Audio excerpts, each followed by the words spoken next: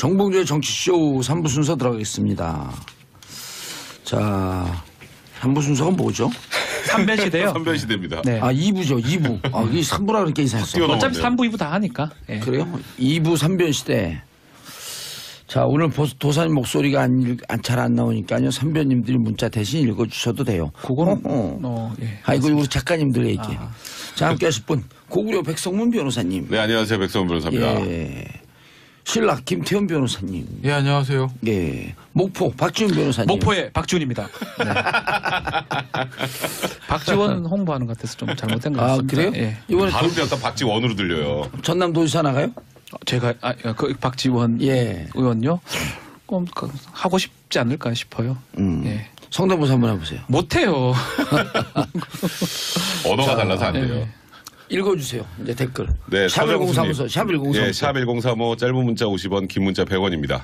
서정수 씨, 정치쇼가 마약 같네요. 3변님들 오늘은 얼마나 웃길까. 흐흐흐. 요건 할게요. 4295님이 백성문 변호사님 오늘 방송 없으신가요? 프리해 보이세요. 흐흐. 오늘 방송 없어요, 진짜로. 오늘 정현 선수가 호주 오픈 8강전 하잖아요. 그걸 중계해주는 방송사에 제가 그 시간에 방송이 있는데 그것 때문에 킬됐습니다. 다음에 방송국 얘기를 여기서 하고 그래요. 아니 해도 돼요. 어딘지 안 가르쳐줬잖아요. 다 알지 사람들이. 그거 사탕 소리가 SBS 너무 인데. 적나라하게 다 들리는데 제가 목이 안 좋아서 좀 홀수를 먹고 있어요. 홀수. 이거 광고하면 안 되는 거 아니야? 안 되죠. 말 드시고 있다고. 그냥 구멍들을 드시고 있다 하시면 돼요. 블라디미르 먹고 있어요. 말. 비타나 V. 그 홀? 비타나 V. 네. 홀스. 스펠이 그거예요? 예. 왜냐면 말들이 뭐가 안 좋을 때 이거 먹거든요. 자, 다시 수감된 조윤선. 안타까워 죽겠어요. 못 잡니까? 180일 만에 다시 이제 법정 구속이 된 건데요. 네. 1심에서 블랙리스트가 무죄가 나왔죠. 그 당시에. 그래서 신동철 비서관하고 정관주 비서관이 조윤선 그 당시 정무수석에게 보고 안 했다.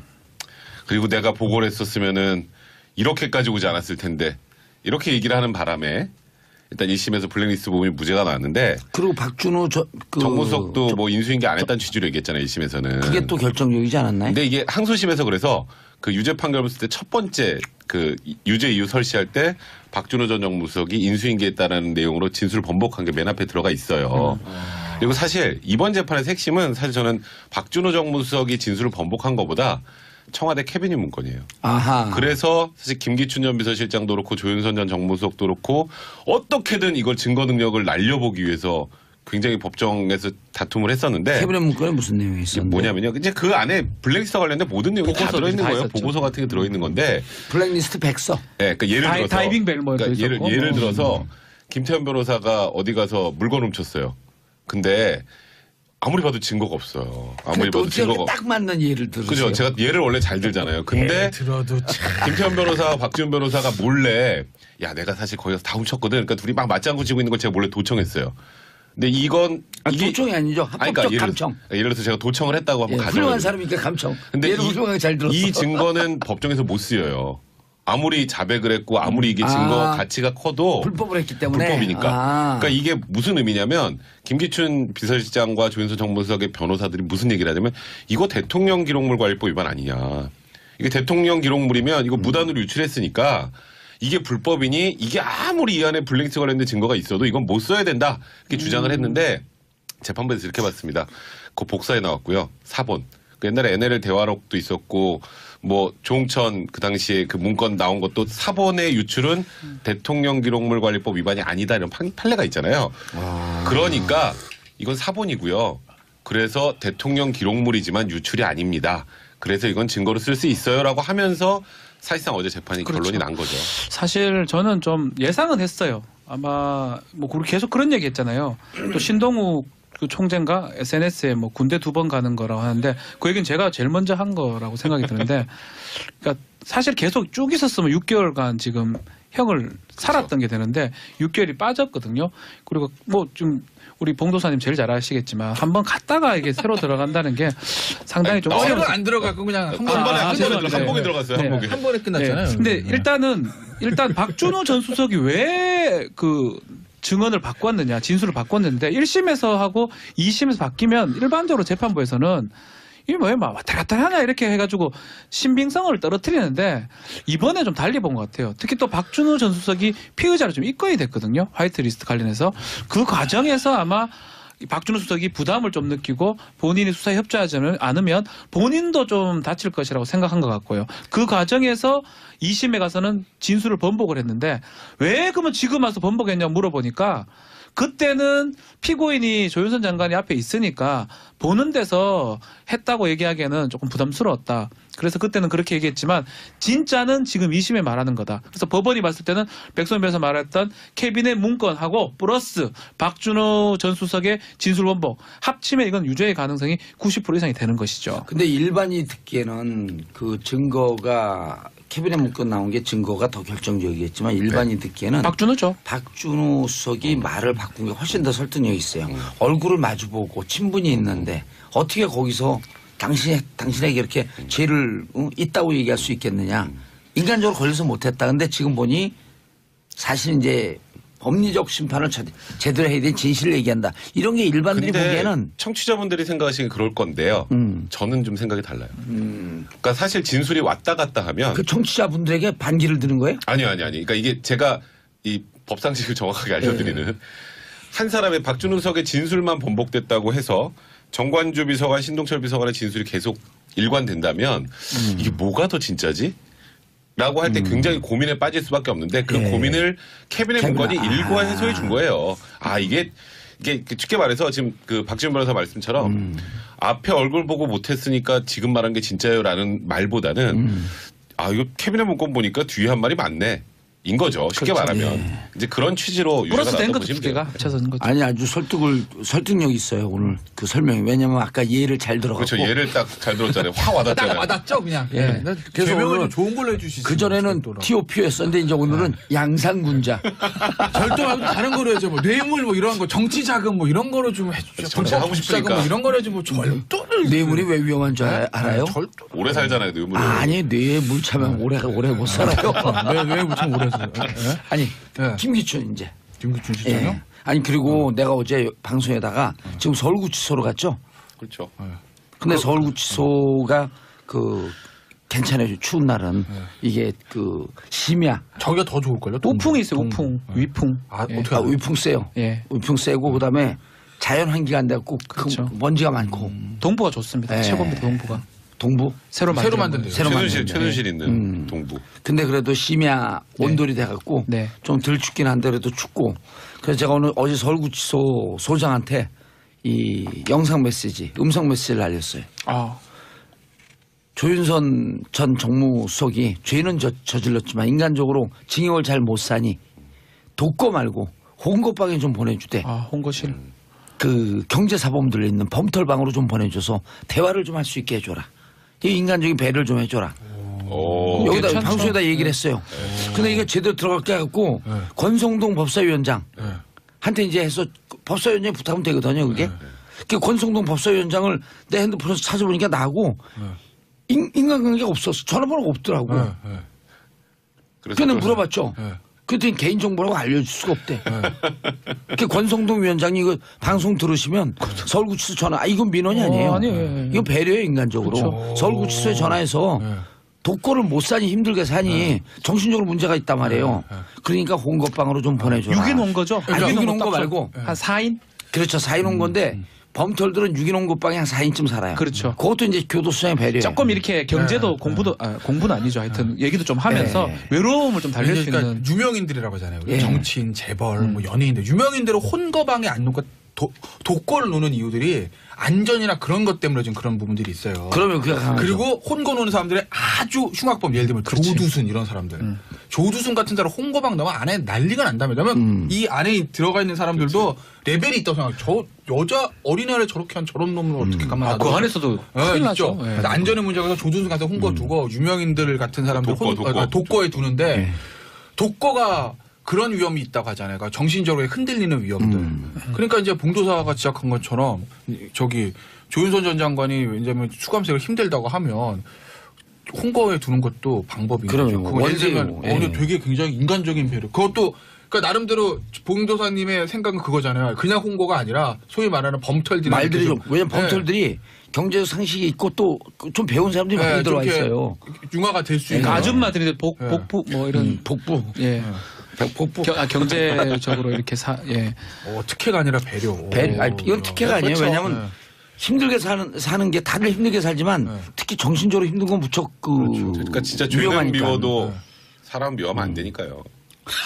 임지연님 5903이랑 조윤선 전 장관이랑 홍보하면 되겠네. 그럼 거기서도 또 조윤선 장관이 이거 그 수발을 들어야 되잖아요. 얼마나 힘들겠어요.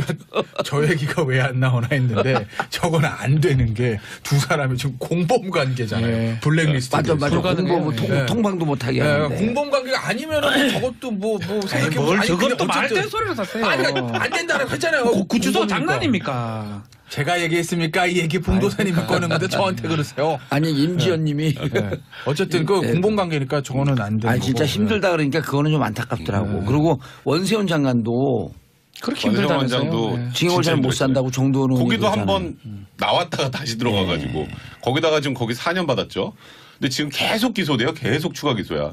그러니까 이제 원세훈 전 원장도 요즘에 이제 얘기를 하기 시작해서 국정원 특활비 출발점이 원세훈 전 원장이잖아요.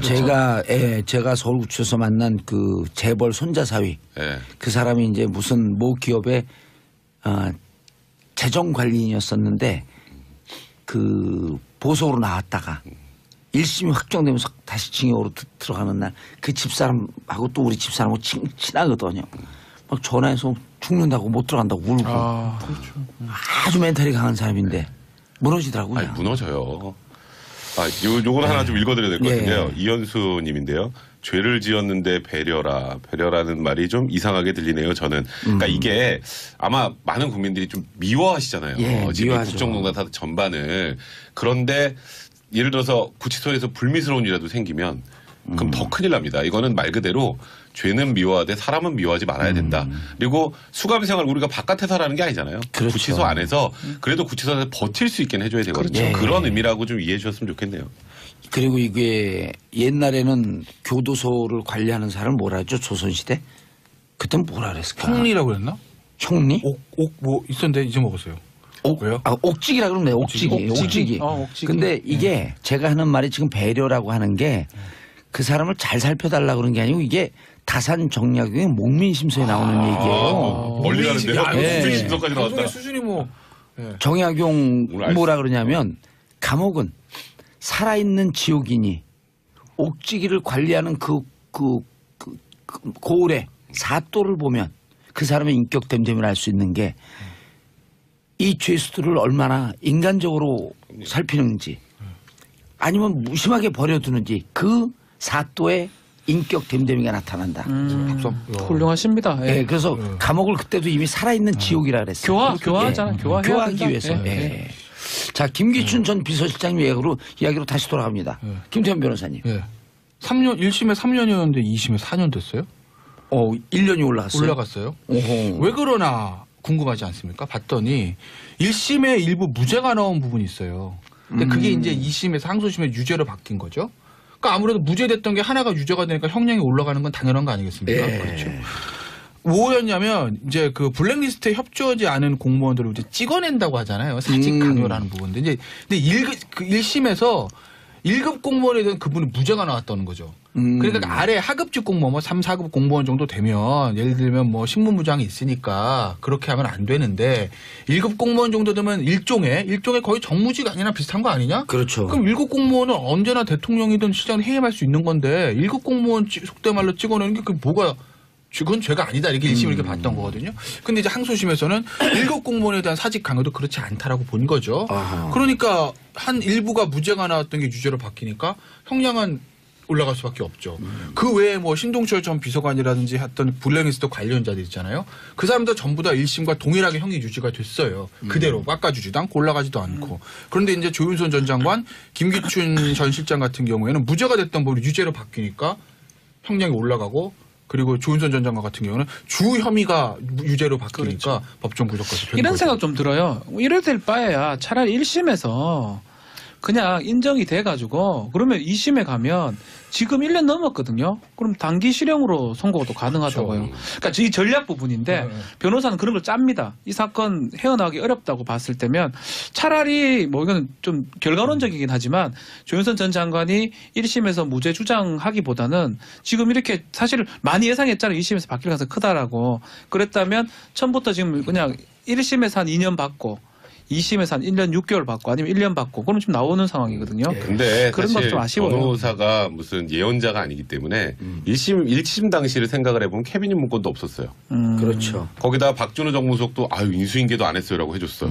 거기다 부하 2명이 아유 내가 두 명 이름이 누구라 그랬죠? 아까? 정관주 신동철 비서관이들 당시에 비서관들. 그 둘이 어찌 보면 블랙리스트 작성을 주도했다라는 부분인데 이 둘이 아유 이거를 내가 조윤선 정무수석에게 보고를 했더라면 일이 이렇게 커지지 않았을 텐데 안타깝습니다. 조윤선 장관 정무수석은 이런 걸 받아들일 분이 아닙니다. 이렇게까지 주장하면은 변호사 입장에서는 야 위증 하나니까 이거는 뭐 무조건 집행유예 그렇게 생각을 하니까 간 거죠. 근데 이제 1심 끝나고 보니까 갑자기 청와대 캐비넷에서 막 문건이 튀어나오고 박준호 정무수석이 아 이제 사실은 제가 인수인계 다 했어요. 이렇게 바뀔 건 예상할 수가 없었잖아요. 이거는 저는 그러니까 박준 변호사는 좀 안타까움을 표시했던 것 같은데 변호사가 이런 걸 전략을 세워서 자백을 유도하는 거는 거의 신이라고 봐야죠. 아니 알 거 아니에요 변호사가. 저도 그러니까 본인은 본인은 알기 알아도 때문에. 지금 나와 있는 알죠. 증거가 나와 그래서 있는 저는 그 증거가 말이에요. 없으면 변호사라면 그 설득하는 것도 변호사예요. 아니 근데 설득할 게 힘든 게 변호사 특수관계였잖아요. 또 남편이고. 그렇죠. 뭐 그러기는 박성엽 씨. 박성엽 씨. 그리고 뭐 본인의 의사가 중요한 거죠. 변호사가 설득하는데 한계가 있잖아요. 예. 근데 이제 이게 이런 부분들이 있어요. 그러니까 조윤선 전 장관뿐만 아니라 국정농단에 관련된 모든 재판 관련자들 중에서 정치인적 단순 관료가 아니라 정치인적 성격을 가지고 있는 사람 피고인들은 이 재판 자체를 정치 재판으로 꼭 봅니다. 머릿속에 그 부분이 있을 거예요. 그렇기 때문에 내가 설사 저도 진실은 모르겠어요. 당사자가 아니니까. 설사 내가 뭔가 잘못한 거를 안다 하더라도 절대 내가 잘못한 말하지 않습니다. 왜냐면 본인들이 내가 그거 다 했습니다. 내가 특수업에 다 썼고요. 내가 다 잘못한 겁니다.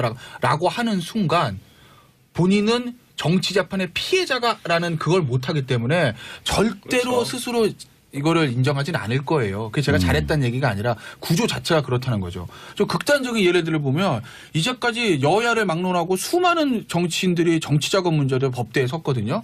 최종 유죄 나온 사람이랑 무죄 나온 사람이랑 받았습니다 한 사람 한 사람도 없습니다. 예. 한 사람도. 그게 정치인들의 특성이에요. 아마 조윤선 전 장관도 그렇기 때문에 더군다나 본인 생각에는 이게 돈 문제가 아니라 블랙리스트라고 정책 지팡이 일환 아니야? 그러니까 내가 정치적으로 잘못했을지언정 법적으로 뭐가 잘못했어? 아마 이런 생각을 할 거예요. 그러니까 조윤선 전 장관한테 먼저 자백을 해가지고 선처를 받는 것은 기대하기 힘들죠. 근데 이게 제가 잘했다는 얘기가 아니에요. 그러니까 구조가 그렇다고 이건 아마 박근혜 전 대통령도 그 입장일 거고 만약 이따 얘기가 나오겠지만 이명박 전 대통령이 만약에 어떤 건지 모르겠으나 뭐 지금 세계의 화살이 있지 않습니까? 만약에 기소가 된다 하더라도 이명박 전 대통령도 절대 인정하지 않을 그래서 거예요. 제가 하는 거예요. 깜짝이야. 제가 답답한 거는 아니 저 이해합니다. 정치적으로 계속 하는데 국민 모두 누가 보더라도 잘못된 거면 어쩌면 정권을 이끌었던 사람이잖아요. 사과할 수 있는 거잖아요. 그 잘못된 건 잘못됐다. 법 위반했다라고 얘기한다면 오히려 이명박 대통령이 늦었다고 생각이 들거든요. 벌써 했다면 부하들 많은 측근들이 이 어려움에 안 빠집니다. 저는 그 얘기를 드리는 겁니다. 근데 저는 박성엽 남편 입장에서 변호사이면서 남편이잖아요. 그렇게 감옥 사는 걸 고통스러워하는데 네. 어떻게든지 무죄든 그렇죠. 집행유예든 빼내고 싶은 심정이 있었는데 이제 박지훈 변호사는 길게 그때 봐야죠. 살았으면 지금 나옵니다. 6개월 이미 살았고 1년 다 살았는데 나와요 이제. 아마 근데 1심 그 판결 선고 당시에는 무조건 항소심도 유지다 이렇게 판단했을 거예요. 그때 증거 관계를 딱 보면 나오잖아요. 그렇죠. 어느 정도 각이 1심 이후에 나오거든요. 캐비넷이 나온 거죠. 그렇죠. 1심 이후에 캐비넷 나왔지 박준호 정무석이 말 바꿨지 이걸 어떻게 예상합니까? 그리고 청와대에서 문건이 나올 거라는 건 생각도 못했을 거예요. 그러니까 지금 박준 변호사는 제가 보기에 온정적으로 근데 얘기하시지만 궁금한 점. 네. 조윤선 입장에서는 네. 박준호 전 정무수석이 난 인수인계 해준 적 없습니다. 근데 본인은 인수인계를 받았단 말이에요. 네. 이럴 때 저 사람이 말을 뒤집을까 하면서 불안불안하진 않을까? 에이, 근데 한 번 가면 고라고 생각하죠. 보통은. 백도는 없다. 네, 보통은 말 잘 안 바꿔요. 그러니까 조윤선 전 장관 입장에서 보면 이거는 어차피 항소심 본인도 그리고 옛날 판사 출신이고 그러니까 남편보다 어찌 보면 더 잘 알아요. 이 구조를. 다시 돌발 질문. 네. 보통 아닌가요? 판사 출신 아니에요? 판사 출신 그냥 아닌가요? 변호사. 그냥 처음 변호사. 때 김현장. 김현장인가요? 김현장은 근데 CTO. 어쨌건. 보통 말을 잘 안 바꾸잖아요. 네. 근데 왜 정유라는 비타나프에서 블라디미르로 바꿨어요 말을? 그 말인가요? 그 말이 더 좋은 말이었어. 이게 그리고 이런 부분이 있어요. 그러니까 김태현 변호사님 네. 오늘 도덕이라고 예를 들었더니 웃기는 얘기를 해도 불안해요? 감옥 갈까봐? 그러니까 되게 위축됐어. 얘가 마음에 안 들었어. 위축됐어. 뭐야? 정치자금법 위반 이런 걸로 해달라니까 예를 들 그럼 거면. 네. 내용보다 정치자금법 위반이 아니면 저거 그 쿠데타. 왜 그러세요? 이 말씀을 좀 드릴게요. 그러니까 누구죠? 그 박준호 전 정무수석의 이제 진술을 보면 그게 정확하게 말하면 내가 조윤선 전 송구수에 인수인계를 했다지 그 이후에 조윤선 전 정무수석이 나서가지고 이걸 다 했습니다가 아니거든요. 그건 자도 알 수가 없죠. 인수인계가 나왔으니까 이런 일이 있다. 이거 VIP랑 실장이 되게 챙기는 거 잘 챙기고 궁금한 게 있으면 신동철 비서관한테 물어봐 이거거든요.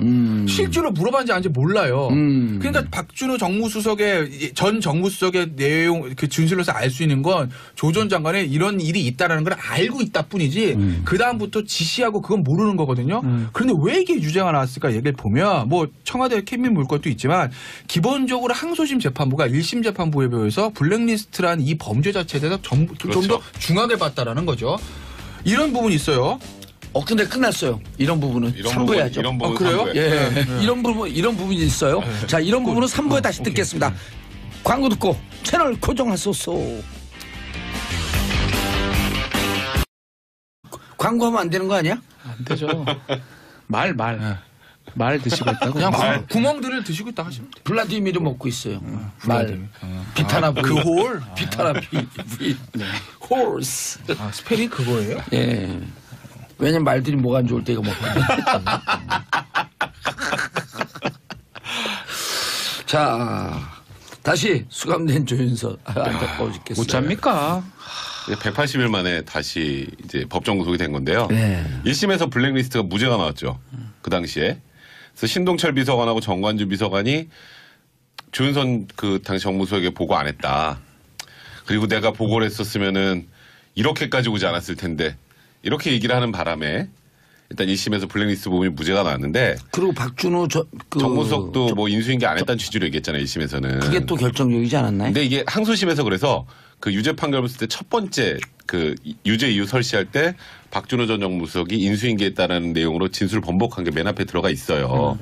그리고 사실 이번 재판의 핵심은 사실 저는 박준호 정무수석이 진술을 번복한 것보다 청와대 캐비닛 문건이에요. 아하. 그래서 사실 김기춘 전 비서실장도 그렇고 조윤선 전 정무수석도 그렇고 어떻게든 이걸 증거 능력을 날려보기 위해서 굉장히 법정에서 다툼을 했었는데 캐비닛 문건에 무슨 내용이 있었는데? 뭐냐면요. 이제 그 안에 블랙리스트 관련된 모든 내용이 다 들어있는 거예요. 있었죠. 보고서 같은 게 들어있는 건데. 블랙리스트 백서. 네, 그러니까 예를 들어서 다이빙 벨 뭐 그러니까 있었고. 예를 들어서 김태현 변호사가 어디 가서 물건 훔쳤어요.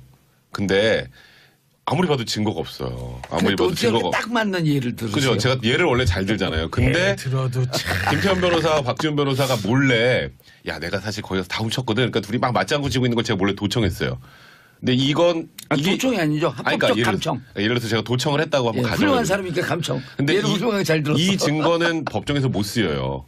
아무리 자백을 했고 아무리 이게 증거 가치가 커도 불법을 했기 때문에. 불법이니까. 그러니까 이게 무슨 의미냐면 김기춘 비서실장과 조윤선 정무수석의 변호사들이 무슨 얘기를 하냐면 이거 대통령 기록물 관리법 위반 아니냐. 이게 대통령 기록물이면 이거 무단으로 유출했으니까 이게 불법이니 이게 아무리 이 안에 블랙리스트 관련된 증거가 있어도 이건 못 써야 된다. 이렇게 주장을 했는데 재판부에서 이렇게 봤습니다. 그 복사에 나왔고요. 사본. 그 옛날에 NLL 대화록도 있었고 뭐 조홍천 그 당시에 그 문건 나온 것도 사본의 유출은 대통령 기록물 관리법 위반이 아니다 이런 판례가 있잖아요. 그러니까 이건 사본이고요. 그래서 대통령 기록물이지만 유출이 아닙니다. 그래서 이건 증거로 쓸 수 있어요라고 하면서 사실상 어제 재판이 결론이 난 거죠. 사실 저는 좀 예상은 했어요. 아마 뭐 계속 그런 얘기 했잖아요. 또 신동욱 그 총재가 SNS에 뭐 군대 2번 가는 거라고 하는데 그 얘기는 제가 제일 먼저 한 거라고 생각이 드는데 그러니까 사실 계속 쭉 있었으면 6개월간 지금 형을 살았던 게 되는데 6개월이 빠졌거든요. 그리고 뭐 좀 우리 봉도사님 제일 잘 아시겠지만 한번 갔다가 이게 새로 들어간다는 게 상당히 좀 새로 어려워요. 안 들어가고 그냥 이 법상식을 정확하게 알려드리는 한 사람의 박준우석의 진술만 번복됐다고 해서 정관주 비서관, 신동철 비서관의 진술이 계속 일관된다면 이게 뭐가 더 진짜지? 라고 할 때 굉장히 고민에 빠질 수밖에 없는데 그 고민을 캐비넷 문건이 일과 해소해 준 거예요. 아, 이게 쉽게 말해서 지금 그 박지원 변호사 말씀처럼 앞에 얼굴 보고 못했으니까 지금 말한 게 진짜요라는 말보다는 아, 이거 캐비넷 문건 보니까 뒤에 한 말이 맞네. 인 거죠. 쉽게 그렇죠. 말하면. 이제 그런 취지로 유죄가 플러스 된 나왔다고 거죠. 보시면 두 개가 돼요. 합쳐서는 거죠. 아니 아주 설득력 있어요 오늘 그 설명이. 왜냐면 아까 예를 잘 들어갔고. 그렇죠. 얘를 딱 잘 들었잖아요. 확 딱 와닿잖아요. 와닿죠 그냥. 예. 그래서 오늘 개명을 좀 좋은 걸로 해주시죠. 그 전에는 TOP였었는데 이제 오늘은 양상군자. 절도 말고 다른 거로 해줘. 뭐 뇌물 뭐 이런 거, 정치 자금 뭐 이런 거로 좀 해주죠. 정치하고 싶으니까. 뭐 이런 거로 해줘. 뭐 절도를. 뇌물이 왜 위험한 줄 알아요? 절도. 오래 살잖아요. 뇌물로. 아니 뇌물 차면 오래 못 살아요. 왜 무슨 오래서? 아니 예. 김기춘 이제. 김기춘 실장요? 예. 아니 그리고 내가 어제 방송에다가 지금 서울구치소로 갔죠. 그렇죠. 근데 서울구치소가 그 괜찮아요. 추운 날은 이게 그 심야. 저기가 더 좋을걸요? 우풍이 있어요. 우풍, 위풍. 아, 예. 어떻게 아, 알아요? 위풍 세요. 예. 위풍 세고 그다음에 자연 환기가 안 돼갖고 그렇죠. 먼지가 많고. 동부가 좋습니다. 예. 최고입니다. 동부가. 동부. 새로 만든 데요. 새로 만든 최순실 있는 동부. 근데 그래도 심야 온돌이 돼갖고 네. 좀 덜 춥긴 한데 그래도 춥고. 그래서 제가 어제 서울구치소 소장 정봉주의 정치쇼 3부 순서 들어가겠습니다. 자, 3부 순서가 뭐죠? 삼변시대요. 선변시대입니다. 네. 아, 2부죠. 2부. 아, 이게 3부라 그러니까 이상했어. 뛰어넘어. 어차피 3부, 2부 다 하니까. 예. 그래요? 2부 3변시대. 자, 오늘 도사님 목소리가 잘 안 나오니까요. 3변님들이 문자 대신 읽어주셔도 돼요. 그거는 예. 이거 우리 작가님들 얘기예요. 자, 함께 하실 분. 고구려 백성문 변호사님. 네, 안녕하세요. 백성원 변호사입니다. 예. 신락 김태현 변호사님. 예, 안녕하세요. 예. 목포 박지훈 변호사님. 목포의 박지훈입니다. 네. 박지원 홍보하는 것 같아서 좀 잘못된 것 아, 같습니다. 그래요? 예. 이번에 발음도 약간 박지원으로 들려요. 전남도지사 나가요?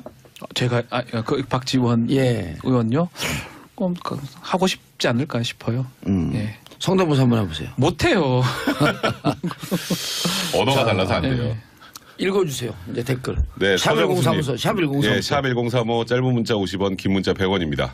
서정수 씨, 정치쇼가 마약 같네요. 삼변님들 오늘은 얼마나 웃길까. 흐흐흐. 요건 할게요. 4295님이 백성문 변호사님 오늘 방송 없으신가요?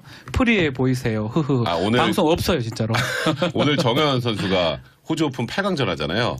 그걸 중계해주는 방송사에 제가 그 시간에 방송이 있는데 그것 때문에 킬됐습니다. 아. 다음에 방송국 얘기를 여기서 하고 그래요. 아니, 없어 해도 돼요. 어딘지 안 가르쳐줬잖아요. 그 다 알지 사람들이. 아, 그 거기는 사탕 소리가 SBS 인데. 너무 적나라하게 다 들리는데 제가 목이 안 좋아서 지금 홀수를 먹고 있어요. 홀수. 아이고 한 번에 한 죄송합니다. 번에 들어갔어요. 한 네. 목에. 한 번에 끝났잖아요. 네. 근데 일단 박준호 전 수석이 왜 그 증언을 바꿨느냐, 진술을 바꿨는데 1심에서 하고 2심에서 바뀌면 일반적으로 재판부에서는 이게 뭐야, 막 왔다 갔다 하나 이렇게 해가지고 신빙성을 떨어뜨리는데 이번에 좀 달리 본 것 같아요. 특히 또 박준호 전 수석이 피의자로 좀 입건이 됐거든요. 화이트리스트 관련해서 그 과정에서 아마 이 박준호 수석이 부담을 좀 느끼고 본인이 수사에 협조하지 않으면 본인도 좀 다칠 것이라고 생각한 것 같고요. 그 과정에서 2심에 가서는 진술을 번복을 했는데 왜 그러면 지금 와서 번복했냐고 물어보니까 그때는 피고인이 조윤선 장관이 앞에 있으니까 보는 데서 했다고 얘기하기에는 조금 부담스러웠다. 그래서 그때는 그렇게 얘기했지만 진짜는 지금 2심에 말하는 거다. 그래서 법원이 봤을 때는 백성원 변호사 말했던 캐비넷 문건하고 플러스 박준호 전 수석의 진술 번복 합치면 이건 유죄의 가능성이 90% 이상이 되는 것이죠. 근데 일반이 듣기에는 그 증거가 캐비넷 문건 나온 게 증거가 더 결정적이겠지만 일반이 듣기에는 박준호죠. 박준호 수석이 말을 바꾼 게 훨씬 더 설득력이 있어요. 얼굴을 마주보고 친분이 있는데 어떻게 거기서 당신에게 이렇게 죄를 있다고 얘기할 수 있겠느냐. 인간적으로 걸려서 못했다. 근데 지금 보니 사실 이제 법리적 심판을 제대로 해야 될 진실을 얘기한다. 이런 게 일반들이 근데 보기에는 청취자분들이 생각하시기엔 그럴 건데요. 저는 좀 생각이 달라요. 그러니까 사실 진술이 왔다 갔다 하면 그 청취자분들에게 반기를 드는 거예요? 아니요. 그러니까 이게 제가